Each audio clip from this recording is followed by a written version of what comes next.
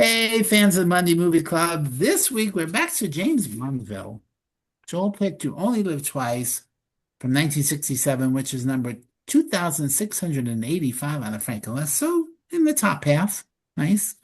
I'm Frank Gaffney. With us, so is Joel. No Bond name for you? No, sorry. Did you even say Fenster? Joel Fenster? No, Something? too tired. No. Mark Wotis Gartner has the picture up. I guess he just likes ladies in bikinis. There are a lot of those in this So, movie, good so do Lord. the Broccolis, apparently. Goldfuck no cringer. He's right He's here. right here. So is Sasha. And Annie King, who's in Costa Rica. Do they speak Spanish in Costa Rica? I'm assuming. Different franchise. What franchise goes to Costa Rica? I don't know. What? What franchise was in Costa Rica or off the coast of Costa Rica? No idea. Jurassic Park. Yeah. Oh, I thought it was Hawaii. Isla Nublar, Yep. something like that. Yep. Why? It was shot in Hawaii, but it takes Yes. place. Oh, I see. Okay, yeah, Costa Rica, sure. Joel, Frank, why you only live twice? because it was the next one in the lineup. Next one in the James Bond lineup, yeah. Good. But you're kind of rushing us now. Yes, because I realized that we'll all be It dead was by the like time we get 50th to Timothy anniversary of Dalton. everything, and now 60th anniversary, Uh, and now we're like off. yeah, it's This okay. is not till next year. This would have been next year, which means that On Her Majesty's Secret Service would be in 3 years, and then by the time we Right. get to Timothy And you Dalton, don't at think least we'll one of us still will be be dead. you don't think we'll still be doing this in 3 years? I Oh, think good Lord. We could be. So I figured let's just get them over with. Yeah. All right. So we stop the club when one of us dies, is that it? No, we just we put it carry by. on their torch. Right. Oh, I see, like on We'll, Survivor. we'll review home We movies snuck at the off their person who torch. dies Right. All and right, here's critique the them. plot. During the Cold War, American and Russian spacecraft go missing, leaving each superpower believing the other is to blame. As the world teeters on the brink of nuclear war, British intelligence learns that one of the crafts has landed in the Sea of Japan. After faking his own death, secret agent James Bond, played by Sean Connery, is sent to investigate the faking his own death. That's where the "you only live twice" thing line comes in. But hold on, I need a clarification here because that was my first question. Wasn't he actually squished and then shot to death? How did he survive that in the opening scene with the girl? Because it was all staged. So she wasn't really trying to He kill him? staged, No, it was all he staged sta- so that everybody would think he was dead.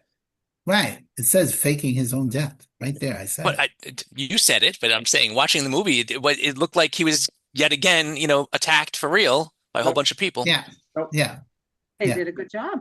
It Yeah. fooled me. But he even jokes about it when he comes back to life. All right. So this is number 5, right? yep, we are on the 5th official Bond film. Yeah. What was but the we've last one that we just this watched, is Joel? number 6 for us. Yeah, it's number 6 for us, but it's number 5 in the official canon. The one before this would have been Thunderball, but we just watched Casino Royale. Yeah, no, I mean Thunderball. Thank you. Yeah. Yeah, which came out the same year. And this is Oh, Sean Connery. just to clear that up, Casino Royale came out the same year as You Only Live Twice. Nothing came out the same year as Thunderball. No, that's what I meant. Well, Only it was a Twice. little confusing. I was confused. Yeah, I knew that's why I had to explain it. And okay, so this is Sean Connery's final Bond film, or so he said in 1967. Of course, he went on to make 2 more. Okay, on one hand, it is iconic. You got Blofeld being actually seen. And Donald Pleasance, I was like, I saw his name in the beginning, and then I was like, do I remember that? And then that beautiful volcano lair. What a massive set. So beautiful. And the sense of all the scale is like, this is peak James Bond. And when it leans into that kind of larger than life fun, it works. This is the Bond formula turned up to 11. It's a lot of fun. On the other hand, well, I'm sure part of the lure of this one too is that it takes place in Japan. I mean, because at the time, international travel wasn't really done by a lot of people.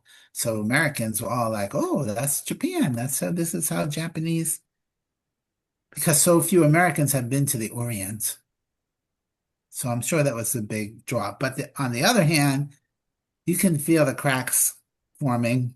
The gadgets just seem silly in places. The plot is definitely messy, jumping from idea to idea without much reason.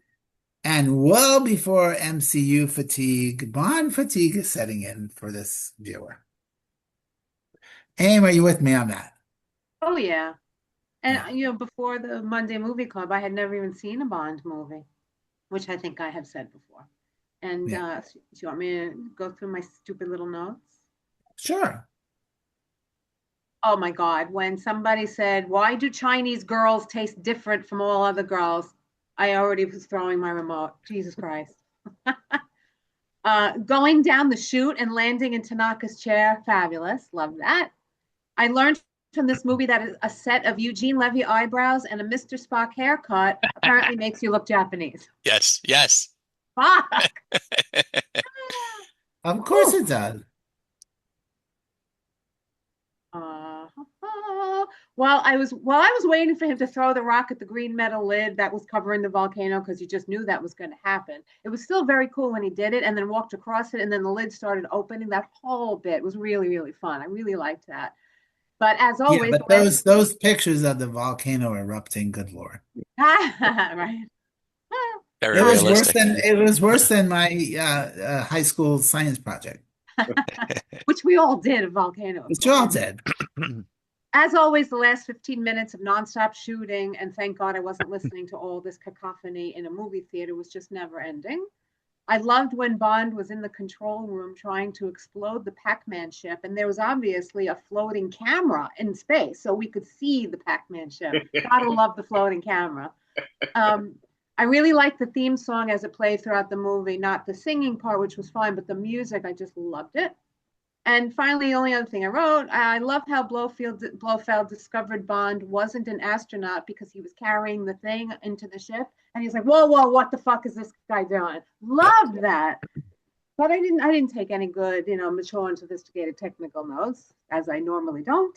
So I enjoyed it. It was fine. It's just another Bond movie that I don't really ever need to see.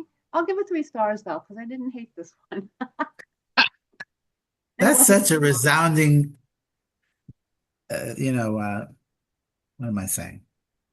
Oh, the other thing that bothered me was Sean Connery himself. He was a little bit, he's still charismatic, he's still cool, but it felt a little bit like he was quietly quitting. Like he's like, I'm just gonna go through this and be done with it. Yeah. He And was quietly. He wasn't quietly quitting. He was loudly quitting. okay. He No, I But publicly here's the said other that thing. Did he even go to Japan? There were so many shots that were so far away with every moment he had a hat or the spacesuit or whatever, that sperm suit he was wearing. His back is always to the camera, so the stunt person could do everything. There was like, and all the blue screen with the things behind him. Did he work like 2 weeks on the film? no, he was in Japan, and that's the part he hated the most because Bond, Bond mania was so dialed up to 11 at that point that everywhere he went in Japan, he was being crowded and mobbed by fans that wanted to see him, get a piece of him, whatever. And Well, I mean, considering how much he would tower over all of them, he's Yes. very. Yes. and that's one But of the don't things they? that I find hysterical is that when they do make him out to be a Japanese fisherman, if you look at how he's kind of like stooping. Yes. Yeah, I saw that. I was like, they're gonna pick him out right away anyway, just because he's so yeah. big. Yeah. Like, I'm small. I'm small. Look at me. I'm small. But they didn't have good golf in Japan. Maybe that That he I loves. don't know. Yeah, he loves to play golf. What was the other thing I wrote? Okay, okay. Oh, so yeah, of course we watched it on Prime. Well, Netflix, right? Netflix, which they're all leaving April 20th, so you have to have your marathon now. But it opened with the MGM logo. I'm like, no. It was United Artists, and then the United Artists logo came in. Yes. And 1967, space exploration was all the rage, so this was a nice little, let's do it. But screenplay by Roald Dahl? Yep. Right? The I like- author, children's book author. Yeah. Okay. Yeah. Was this before he was writing all the children's books? No, he had written a few of them at that point. So I think the trivia said this was the only movie adaptation that he liked. yes, because it's not really a movie adaptation. I wouldn't call it an adaptation of Fleming's work at all. Right. Right. I This heard is it's very different. This is the first of many Bond films that will be coming up where we've got a great title. Here's a couple of great character names. Let's just throw everything else out the window.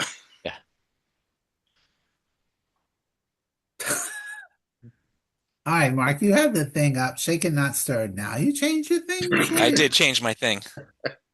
Hold on, let me go to my notes here. Actually, before I get to my notes, All right. I will say that I've, with Joel's help, a number of years, maybe 10 years ago, both Danielle and I went through and watched all the Bonds. And I didn't love it. I didn't hate it, though. I enjoyed it, but some of them were a little bit eh. And I have to say, this round, unlike Amy and Frank, I do not have Bond fatigue. I'm actually thoroughly enjoying the ride. I still don't love Dr. No. That's to me, it's just it's the first one. It's a little weak, but the last Thunderball I really liked, and this one I really liked. So now I will go. It's funny that you say that because the villain's plot in this film is essentially almost exactly the same as Dr. No. Yeah. But the movie itself, this one, they found their rhythm or whatever it is, and it had all the fun cliches and this. But I did write in here that despite that, it was still confusing to us. It was like the Bond, plot is always convoluted, ridiculous. And I have to give credit to Danielle, who alerted me to the nip in the opening theme song montage of women. So thank you, Danielle. Wait, here's another. Nipple. You want to say Oh my nipple? God, we were in Japan and I thought you were like saying a bunch of nips running around the movie. Jesus, no. Wow. That's what I thought. No, in fact, let's address that for a second. I was actually very impressed that in 1967 they had actual Japanese people, not white dudes running around trying to be Asian, or any Asian will do. It looked like actually Japanese people were in Japan because it was filmed in Japan, which was nice because, and at that time it was not normal. I would say. Eugene Levy eyebrows and Mr. Spock wig. Yeah. Yeah.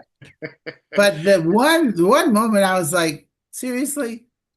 They're going to the volcano lair. He's like completely dressed head to toe. Everything is covered. She's in a bikini. Of course. And I will say I'm that's like, the ridiculous of her running and fighting and whatever in a little bit the littlest bikini in the world. That's just ridiculous. And he was fully long sleeve shirt, long pants. I'm like, dude. Well, I mean, technically, she is an agent of Tanaka's, so she's probably gone through ninja training. So does she need anything more than the bikini? Does he? Well, he's only been training for like, what, a week? Yeah, exactly. I will always love the flirting with Moneypenny. The fight with the Rock's grandpa was great, and that dude could move. He was a big dude, and you could just tell the way he was flipping. You were like, I could see the wrestling right there. I remembered the helicopter in parts in briefcases from the first time I watched it. I thought that was very fun. And no, I already said that. The ninja training school actually hurt me. That I was to my thinking about core. you the whole It was time. so bad. That's like a half-star deduction right there. It was first of all just the karate uniforms as opposed to ninja. It was as a martial arts fan, it was not accurate. Karate. Karate. I really liked Tiger and Aki and enjoyed them interacting with Bond. It was a fun trio while it lasted. And I wrote here again, as for Bond turning Japanese, it wasn't as offensive as I had remembered. It really wasn't bad at all. Yes, the stupid Spock wig, whatever. But and I like the ninja poisoning the string was actually a really cool scene. And alas, all Bond girls must eventually die. Watching this again, I really appreciate Austin Powers because I watched those movies without knowing anything about Bond, and I loved them. They were hilarious. And now when you see all the little things that he was spoofing, and I knew he was spoofing it, obviously, but to actually watch the real live original movies to see how clever it was. I totally thought $100 million. Yes, when he said that, just a small price of $300 million. And now I feel the need to revisit my 3 DVD box set of Austin Powers. Well, also, Mark, I feel like you should enroll in that ninja school. I'm already better than every I was actor gonna in the say, ninja yeah. school. You could teach them a thing or two. I will. Blofeld's poor cat was freaking out in real life with all those explosions at the end. I was not a fan of that. That part was not cool, but the movie was fun, very fun overall. A very solid 3.25 stars from me. I don't think The Bond will ever be like a 4-star movie for me. I do like the Daniel Craigs; those would get closer. But Yeah. to me, it's silly, it's convoluted, but this one was for sure a fun ride. This was one of the funnier moments to me was when the guy was talking and then he stopped talking and then Oh, he was dead. It was he the was worst sounded. I'm like, worst death. is that what would happen? No, you would scream for sure. Something. He just Something, stopped yeah. talking and then he has a Well, stab. he had a wooden leg, maybe he had a wooden spine too, and it just went. Oh, there you go. Then he'd still be alive. Well, technically, he is still alive 2 movies from now, but that's a whole nother story. Oh, he's back. Mr. Henderson? No, the actor's That's back. somebody else. Yeah, No. somebody else. And then there was one moment where the Japanese girl was driving the car and they turned the corner and she did not move her I hand. missed that. I'm like, they just turned the corner. Did you notice that the cars that he was driving in, where she was driving him around in, they weren't convertibles; they were topless. Yeah, I read about that in the Yeah, trivia. Because Sean Connery was too tall, Too tall. to deal To with be the in a convertibles. convertible. They had to do topless cars. Yeah. That's funny. That's But not topless girls. No, it's the 60, Some. 67. And how convenient were those 2 cushions he fell on off the roof? You mean the stunt double who did a perfect flip? I was like, that's not him. Seriously. And then, of course, when you think she's torturing him and then she kisses him, of course, everybody falls in love with James Bond. I said that I was like, she just wanted to bang him because she had the ability to kill him already, and then she banged him Yeah. and then killed him, and I was like, all right, so she's just like a man, getting what she wanted before killing her enemy. So All right, Annie. Yeah. Is that your usual MO? Get what you want and then kill him Yes. like a praying mantis. Preferably if they have a large insurance policy.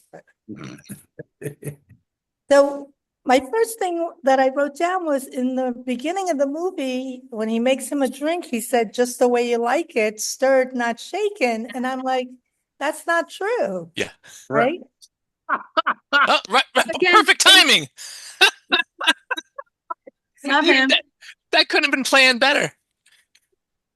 Yes, There was something interesting in the trivia where they did that on purpose as a joke. Yeah. It wasn't a mistake. I figured. it was supposed to be a joke, and it's just not funny. It didn't land.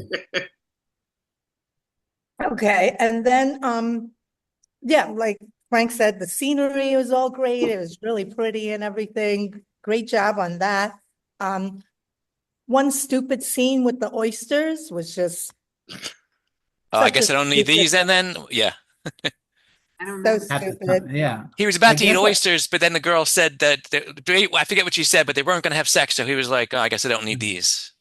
Yeah. At the Oh, because time, oysters are an aphrodisiac. aphrodisiac. Yeah. Exactly. Big Yeah, news. That was just such a stupid throwaway scene. And then, like, I love how he could find an astronaut suit to fit him perfectly, like, Sure. yep, that all And the worked. stunt double. Right. That's, Well, Spectre is multicultural, so they weren't just all short Asians. There were the tall Germans. the Americans and Hans. the Russians, yeah. Yeah.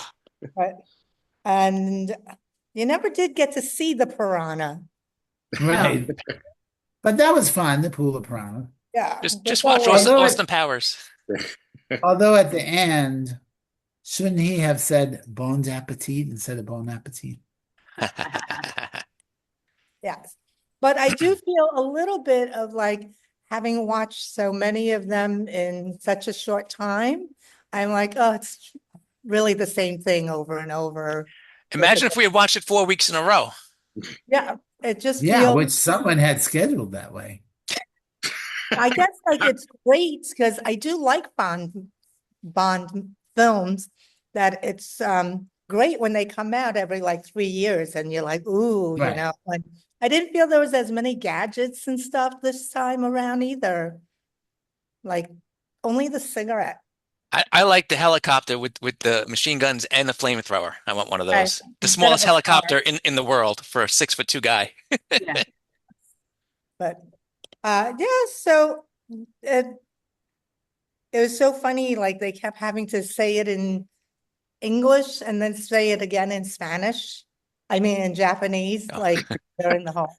I As- was thinking about that, how long and Yes. drawn out it was. We had to hear every single thing twice and then twice again in the other language. You know, it was like blah, blah, blah. I repeat, blah, blah, blah. And then it switched languages. Oh my God. That's why you I only live understand twice. this though. What? I said that's why you only live twice. Yeah. But yes, it's fun enough, and you know, some of the fight scenes is like, okay, we get it, and but I would give it a 3 stars. It's fun movie to watch, but it does feel very repetitive since we've been Right. watching it. Yeah. And Mark, just to correct, I did enjoy this movie. I just feel like, okay, Fatigue. that's I know. I get it. I get it. You guys are kind of maybe we um should move the next one for like a couple months later. Because 19. isn't there one coming up in like less than a month? No, it's in a few months when it's no longer going to be on Netflix. On Her Majesty. Oh, well, it's in May. It's in May. The schedule, it was April, May, June.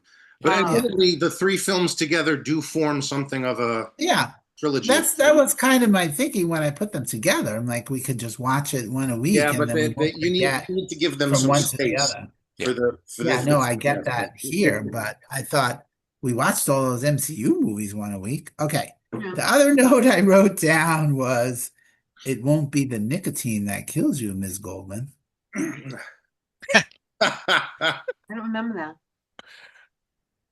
Doesn't he say in the movie it won't Yeah. be the Yes, not the nic- when he asked for a last cigarette, like as if I have Yeah, to watch won't be the something. nicotine. Oh, that well, kills you. yes. Yes, but I just changed it to Ms. Goldman. Thank you. And then at the end it said James Bond will be back on Her Majesty's Secret Service. But obviously not with Sean Connery. But I watched it on Netflix. What was the next movie they suggested? Not on Her Majesty's Secret Service, but Dr. No. I'm like, Because it's the same plot. but shouldn't you be showing me the movie that's next? Come on. So I'm giving it 3 stars as well. I was lucky that I actually downloaded it on my iPad before I left, because while I can get Netflix here, I cannot get any of the Bond movies. yeah, they're Wow. already Yeah. they're not licensed for Yeah. Costa Rica. And that's a soft 3 stars, mostly because Joel loves these so much, but I did enjoy it. Okay. Now we're up to Joel. I did all my notes. Mazel tov. Mazel tov. Um, Joel, do you think this is one of the better ones with Sean Connery? Yeah. no, this is my least favorite with Sean Connery. Yeah. And that Okay. includes Never Say Never Again. I prefer that to this, and that's got its Right. own issues. But it's, we're kind of going from the peak of Goldfinger, where the formula completely gels, and now Right. we're sliding downhill with Connery a little bit, Pretty because quickly. yeah, there are a lot of issues with things, and the fact Well, that don't you think, Joel, that some of it was just the rush to get it out again, to do another one this year, another one this year, well, another one that's this part of it. I mean, you got to realize that it's, if you look at the first four films, it's one a year, but they also Right. they didn't cost as much. This one, there's a 2-year gap between Thunderball and You Only Live Twice, and originally they were going to go with On Her Majesty's Secret Service right after Thunderball, but there were a variety of reasons that they changed their minds. And this film, it really is the start of, okay, well, the plot of the book, I mean, Roald Dahl really insulted Fleming's writing. It's just a basic travelogue of Japan, and it really isn't. It's the culmination of Fleming's Blofeld trilogy, the way he wrote it. And it's this big battle between Bond and finally defeating Blofeld after the events of On Her Majesty's Secret Service, which I'm not going to spoil here for anybody who hasn't seen it, but it's the next movie and you'll get a better idea of why this would have worked better as the book. But part of the problem is that in the book, the Blofeld's hideout is a castle, and the Japanese were not building castles on the shoreline, so they couldn't find anything that would work. So Roald Dahl decided, oh, a volcano lair would work. And the only things he was given, they said to him, you know, it has to follow the formula. There has to be a good girl that dies, a bad girl, and a good girl that helps him and lives. And that's what you get. You know, he took the title of the novel because they had that. He took a couple of names of characters, although admittedly, Maya Hama's character, the agent at the end that's helping him on the volcano, her name is never mentioned in the movie itself in the dialogue. It's only mentioned in the credits. Her name is Kissy Suzuki, and that's the name they stole from the novel. Her and Tiger Tanaka. It's pretty much, and Blofeld. That's pretty much it. Everything else was made up for the movie. And he said, you know, as Mark said, you know, these movies are confusing. The plots are kind of all over the place. So let's simplify it. I'm just going to steal the plot of Dr. No and repeat it essentially on a slightly larger scale. You know, in Dr. No, Spectre is using Dr. No and his technology to start a Cold War to inflame the Cold War between the United States and Russia by blowing up each side's spaceships. Here, they're actually kidnapping the spaceships. A little different, but not by much. Unfortunately, we will see this plot again 3 more times before we change over to Daniel Craig. So it is, as I said, it's not my favorite. There's some fun stuff. You know, John Barry's music is gorgeous. You know, I'm not a big fan of Nancy Sinatra's title song. I've heard better cover versions of it that I think work really nicely, but you know, it is what it is. I think for the most part, you know, the supporting characters are all cast well and acted well within the story. Connery's definitely in the, I'm kind of stumbling through this because I'm done and want to get out of this phase. I mean, he announced he was done, you know, before the shooting even moved to Japan. So he was just completely done. So he hated every bit of it. Is he like Harrison Ford, who hated Han Solo? Like they hate their biggest character, you know? Yeah, well, I mean, you look at the advertising for this film. If you can hear that in the background, I apologize. Is an answer. Don't hear anything. Is good, even better. It's annoying and distracting me because it's my mother. Anyway, which she's done your whole life. Yeah. If you look at the advertising for this film, it actually says Sean Connery is James Bond, not as James Bond, is James Bond, and that made him even angrier. He's like, I am more than just this, you know. So he had a big falling out with the producers, and you know, but he will be back in 2 movies for Diamonds Are Forever. Was he hoping to do a Darby O'Gill sequel in the meantime? Yeah. He wanted to do other stuff, and he eventually. I mean, that's understandable, right? Of course, I mean, Daniel Craig got to do other stuff in between. Correct. But he's definitely walking through this. And personally, you know, we've had this build-up for Blofeld across, you know, 3 of the previous 4 films, and Donald Pleasance was not what I wanted to see. I thought he was fun. But again, like Mark said, I was totally seeing Mike Myers. Well, that's a modern problem now, and that's the thing I find funny is Mike Myers based a character that he used in 3 movies on a character that barely has 10 minutes of screen time in this. You know, I love that. He's not my favorite Blofeld by a long shot because he was brought in as a replacement for the actor that they originally hired, who they felt was too much like Santa Claus. So they got rid of him.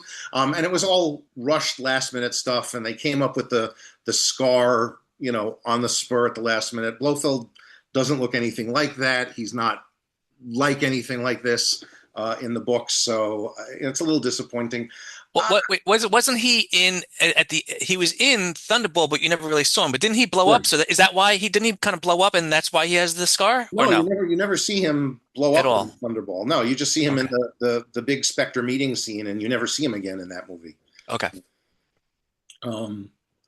So there's no real. Donald Pleasance was probably like, maybe I could have a scar. Yeah, and probably was. He was available, and they went with him. I find, in the next film, I prefer Telly Savalas out of the three of them. And then Charles Gray in Diamonds Are Forever we'll talk about him when we get there. But anyway, it's a Isn't soft. Charles Gray the criminologist in Rocky Horror? Yes, he is. Well, he was in this movie. He was, Henderson. He was. Yes, that was. Oh, that's Gray. why you're saying that. Okay. Yep. Yeah, so Charles Gray does return, just not as Henderson. Henderson's dead. He'll be back as the third Blofeld in 3 movies. That's So- why he looks familiar. I was like, who is this guy? I've seen him before. Okay. Yeah, well, That makes you've also sense. seen him in the Rocky Horror Picture Show. He is the criminologist. Gotcha. It's a soft 3 from me. As I said, it's not my favorite of the Connery films, but it's better than some of the others that we'll get to at some point. So Yeah, those 80s movies, good Lord. I remember seeing them in the movie theater. We would go and see them. And I did see The Spy Who Loved Me in the theater. Yeah, Mhm. my James Bond was Moonraker. always Roger Moore. Mhm. yeah, Same. Moonraker. Amy, it's the name of it is The Spy Who Shagged Me. Right, right. Alrighty, well, You Only Live Twice is on Netflix, but only till April 20th, as are all the Bond movies, as I said. Next week, Annie picked School of Rock from 2003, which was written by Mike White, Yes. and streaming on Paramount Plus. I saw it in 2003. I'd be interested to see it again. Same. That's the last time hopefully- you saw it? Yeah. Me too, yeah. I've only wow. seen it like 50 times. Oh, okay. So you really don't need to rewatch it this week because you've seen it so much. Yeah, we Uh, could pretty much quote from it. All right. So hopefully everybody had a good Passover and a good Easter. And that's it. I'm Frank Gaffney. Go watch a movie. And also with you. Annie.